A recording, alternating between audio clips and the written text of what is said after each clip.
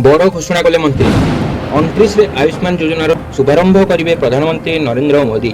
29 तारिख आयुर्वेदिक दिवस व धन्वंतरी दिवस रे स्वास्थ्य सेवा क्षेत्र में ओडिशा को भेटी देवे प्रधानमंत्री।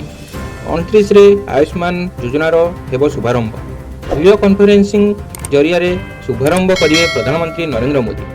उपस्थित रहिबे मुख्यमंत्री मोहन माझी, स्वास्थ्य मंत्री मुकेश महालिंग एने सूचना देइछन्ति। वर्तमान राज्य में स्वास्थ्य सेवा पाई विजु स्वास्थ्य कल्याण योजना चालू रही। सेपटे 29 तारिख धन्वंतरी दिवस रे भुवनेश्वर जटणी रे उद्घाटन हेबो आयुर्वेद और नेचुरोपैथीर बड़ हॉस्पिटल। 21 एकर जगार हेबो एही हॉस्पिटल। गोठपाटना रे सेंट्रल ऑक्स टेस्टिंग यूनिट हेबो। बरगड़े क्रिटिकल हेल्थ केयर यूनिट उद्घाटन हेबो। सेहीपरि राज्यर और सारा देशर 70 वर्षर अधिक वयस्कों को आयुष्मान भारत योजन सामिल करा।